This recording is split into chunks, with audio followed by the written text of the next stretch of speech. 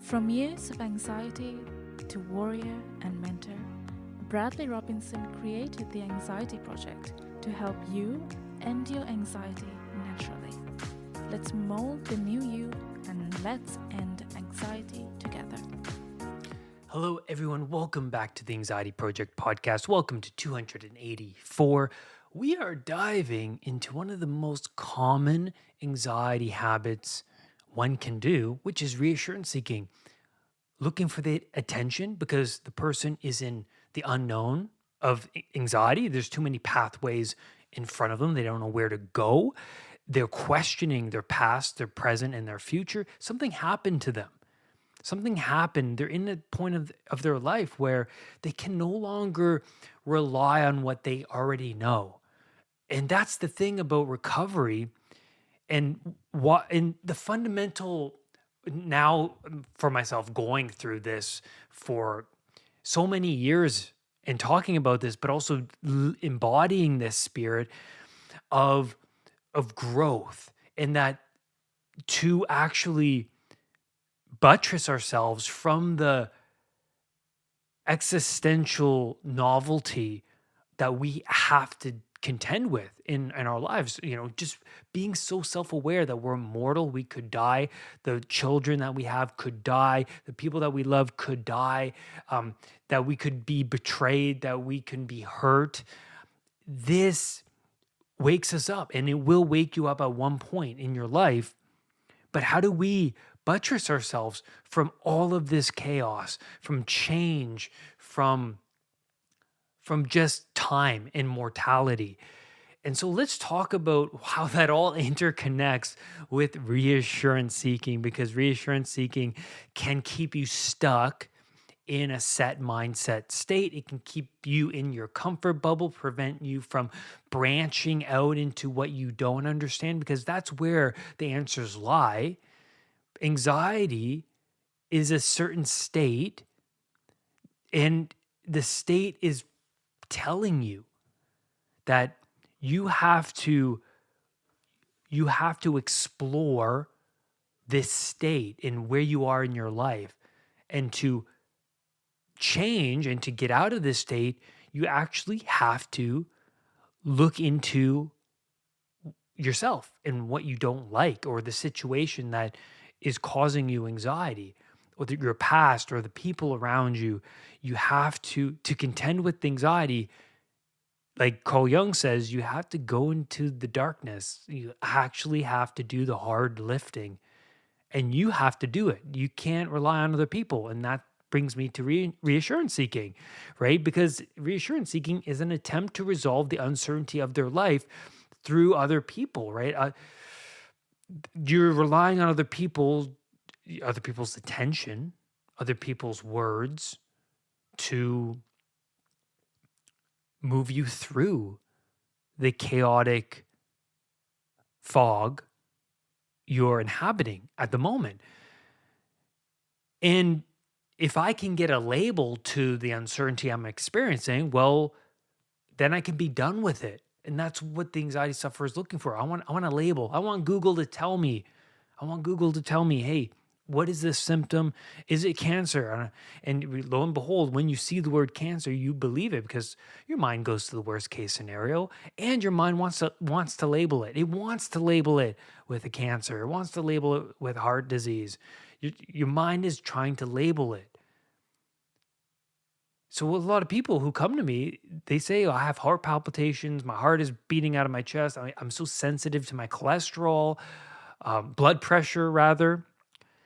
And then I say, well, when did this all begin? What's your emotional attachment to this feeling? Your mind is labeling it for a reason, right? It's trying to make sense. Well, my heart's beating out of my chest. It must be this. Well, could there not be any other reason? What's going on in your life? Looking at other areas. A lot of anxiety sufferers, most of them are seeing things from a one-sided view. What about the other sides? What about the other parts of yourself that you haven't explored, or the other parts of the world that you haven't explored? There's so much out there. Why would you rely on your mind, what you understand, on this certain topic? Are you a guru? Are you some spiritual teacher? Are you a doctor? Well, who are you? Who are you? So anxiety sufferers will try and seek validation through Google, through forums, from a close friend, doctor, but it's typically a loved one, someone they trust, and they'll go to them for that reassurance. And you can't hold on to this reassurance. That's the thing. Reassurance is like water in your hand.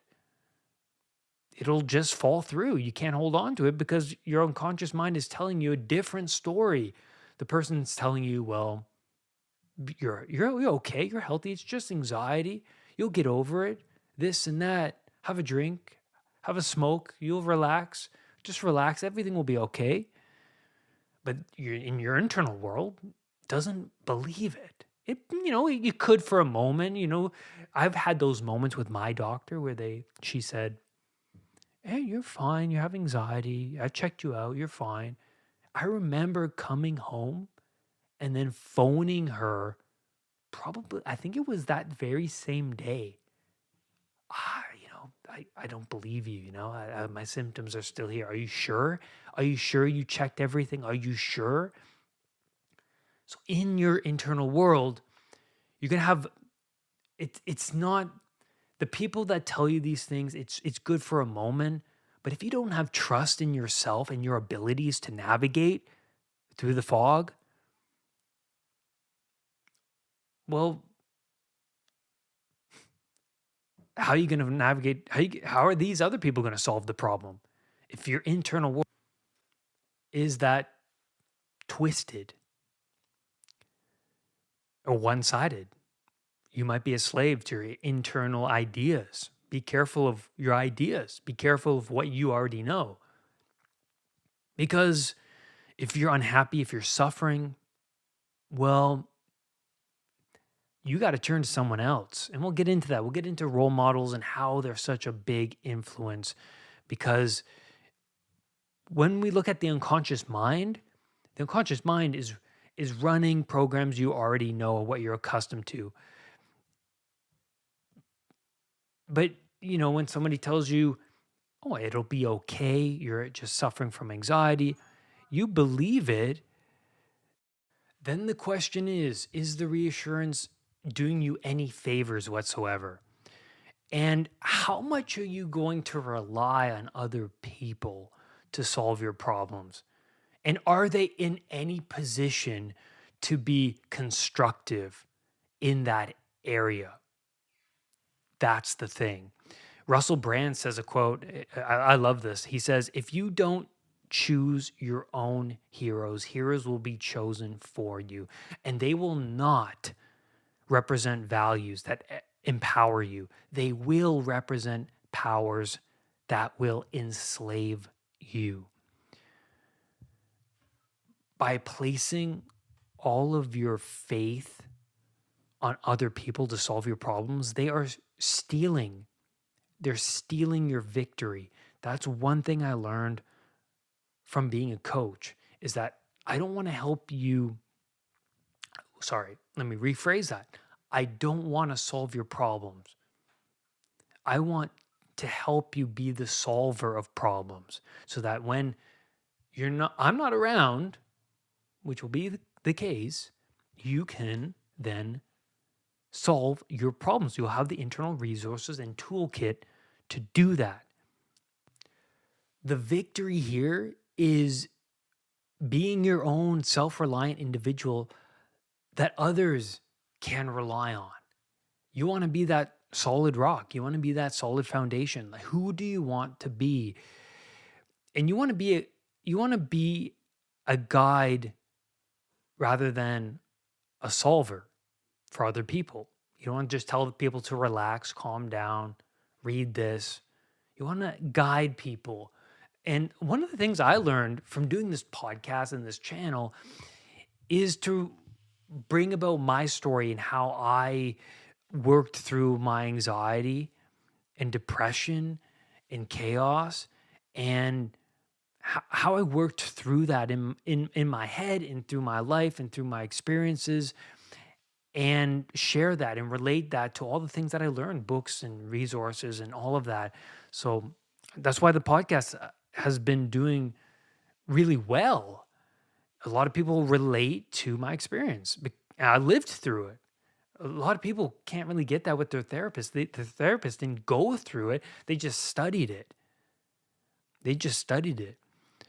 And so when it comes to reassurance, attention is analgesic. It makes you feel heard. But if a loved one or friend is catching you a fish rather than teaching you how to fish, the fish won't feel rightfully earned. Feels like you cut a corner. Feels like you cut a corner, and it will. It might not be self-evident, but you are cutting corners. You have to love the process, because the process is the backbone to everything. That's what it's the seeking, always being the seeker. Like in Harry Potter, always seeking and trying to find the thing that glimmers in front of you. The thing that glimmers in front of Harry Potter, the snitch, being round chaos, attaining the thing that can hold potential, is what Moses came across with the burning bush. The burning bush was on fire and it catches his attention. It's the thing glimmering, and the burning of that bush is like the symbolic representation of like the phoenix, the thing that can burn and then give life to something else. You have to burn off so much of you in order to be born again as somebody different. And so you can't go back to how things used to be in your life. You can't. It's impossible. The fact you are suffering is because change is happening now. And it's time to master the unknown. It's time to master this change. And you won't be the same as a consequence. A part of you has to burn away so that you can make room for the new information, the new incorporated information. The phoenix burning away and reemerging is these deaths where you should no longer hang on to your habits that you're currently doing. Maybe the caffeine, maybe the late nights at the bar, maybe smoking weed, maybe the pornography, maybe like, it's so complicated because the mind needs to shift. How do you change all of your thinking, right? But I think that you can't just think your way. I personally believe, through my experience and what I've read about, that you have to embody and act out this new person that you want to become, and take on these habits other people are doing that gravitate to you. Like, for me, it was Wim Hof that really made an impact on me, and Russell Brand, and then Jordan Peterson, and then, God, who knows, Goggins, and the list goes on and on. Young, Piaget. You then start to make these connections of what really works for people the more you explore other worlds people inhabit, other worlds. I think that's a great way of describing it. To transcend suffering is one path. And what I mean by that is you can't go back to how things used to be. You can't go back. You're too awake now to your vulnerabilities, that you are betrayed, that you could betray other people, that you've been bitten, someone around you passed away. You have to reconstitute your way of moving in the world. And once you solve the suffering, then the quality of life enhances. So you have to learn, how does one overcome suffering? And that means you have to let go of what you used to know. The spirit of who you could be lies dormant if you remain static with what you already know. With what you already know. What you already know is not working because if it did, you wouldn't feel like a slave. And then it's this who am I phase that really shocks people. It really shocks people. The thought of yourself as one way, but when life tests you in another way, you are no longer in your comfort zone.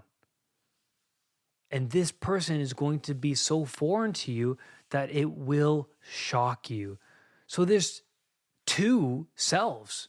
There's two selves. One self that's in comfort, and the other self, one that is in disorder. Have you been in comfort your whole life? Have you been in front of a computer playing video games? Have you been at this one job or one, one rough and toxic relationship that, like if nothing, I think Christ in the Bible, he said to this one person that if you haven't arrived there, if you feel like you're still struggling, then there's still much more you have to let go of. And so, yeah, how much are you willing to let go in order for things to change? So think of this one person who is in comfort, that's the person with their parasympathetic nervous system being active, and they're just with what they already know. But also you have to understand that even in comfort, a lot of people are stressed, that are suffering from anxiety. I think, I'm at home, I'm with the television on, I have food in the fridge, but I'm suffering. I'm suffering. And so then that means there's well, you have to look outside of what you know. And then there's the sympathetic nervous system. That's the system when you're in a state of anxiety where your rest and digest system is compromised and your limbic emotional system takes over. It takes over. And so to embody this other self, the one that is in discomfort, the one that is in chaos, well, you have to embrace that process of being in chaos. You have to go to the gym even when you don't want to go.